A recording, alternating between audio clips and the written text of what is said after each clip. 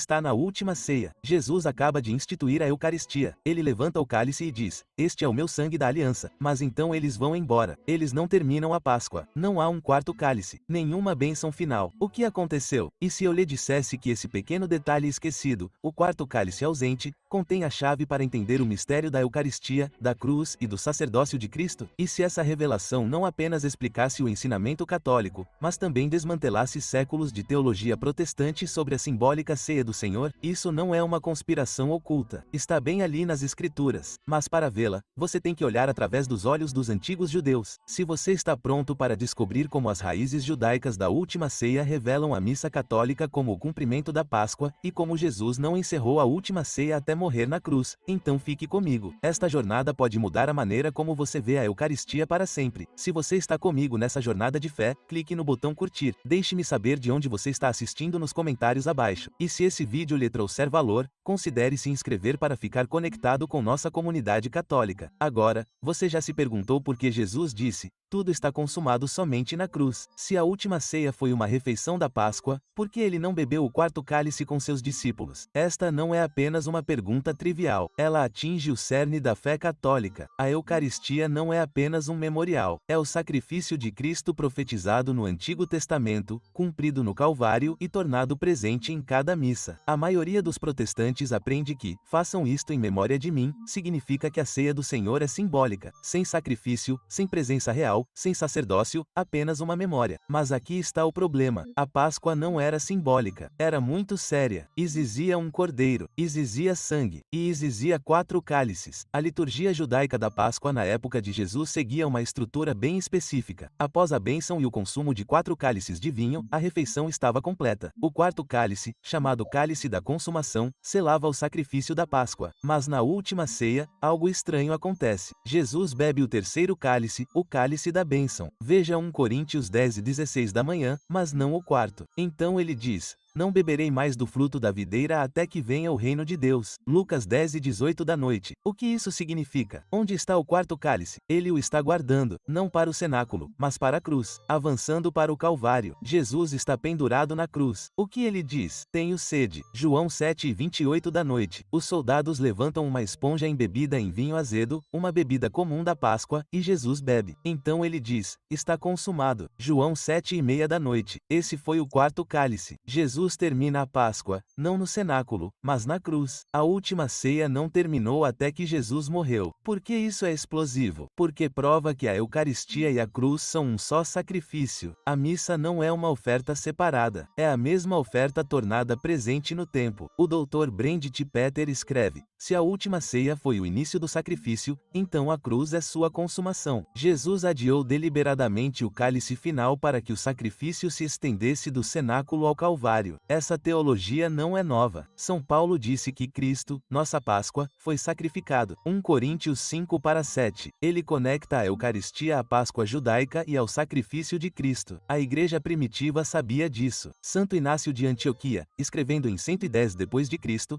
alertou os crentes para ficarem longe dos hereges que não confessam que a Eucaristia é a carne de nosso Salvador Jesus Cristo. São Justino Mártir, escrevendo por volta de 150 d.C., ou seja, apenas cerca de 50 anos após a morte do apóstolo João, nos dá a descrição mais antiga e detalhada do culto cristão fora do Novo Testamento. Em sua primeira apologia, capítulo 67, ele escreve: "No dia chamado domingo, todos os que vivem nas cidades ou no campo se reúnem em um só lugar, e as memórias dos apóstolos ou os escritos dos profetas são lidos. Então todos nos levantamos juntos e oramos. E quando nossa oração termina, pão, vinho e água são trazidos, e o presidente da mesma forma oferece orações e ações de graças de acordo com sua capacidade, e o povo é enviado, dizendo: Amém." Observe o que Justino descreve: adoração litúrgica estruturada com leituras, orações e um ministro-presidente que oferece orações e ações de graça sobre pão e vinho. Esta não é a simplicidade da igreja doméstica que os protestantes imaginam que caracterizava o cristianismo primitivo. Esta é uma celebração litúrgica que se parece muito com a missa católica de hoje. Mas Justino vai além. Ele explica o que acontece com o pão e o vinho.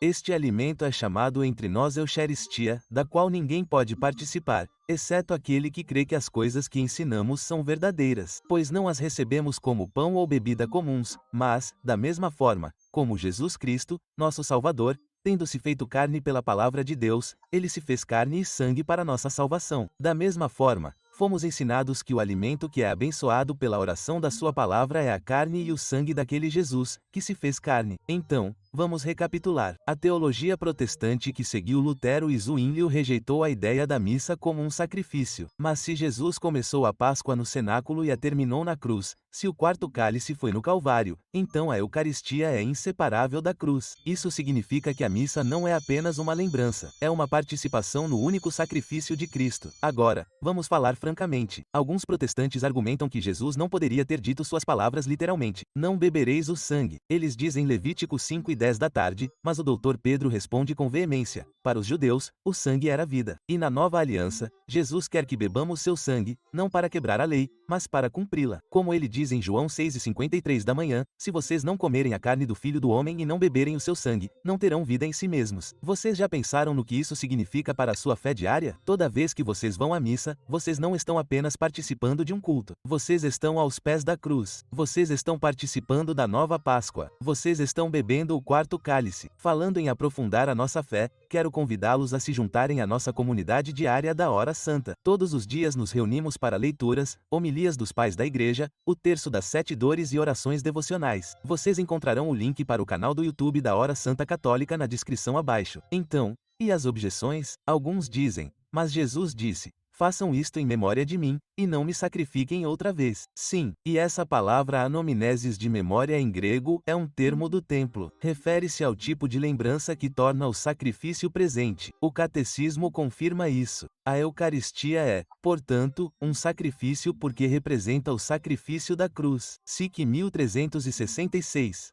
Outros afirmam: mas Hebreus diz que Cristo morreu uma vez por todas. E nós concordamos que a missa não é uma nova morte. É o mesmo sacrifício uma vez por todas tornado sacramentalmente presente. Como disse São João Paulo II em Helesia de Eucharistia, a Igreja nasceu do mistério pascal.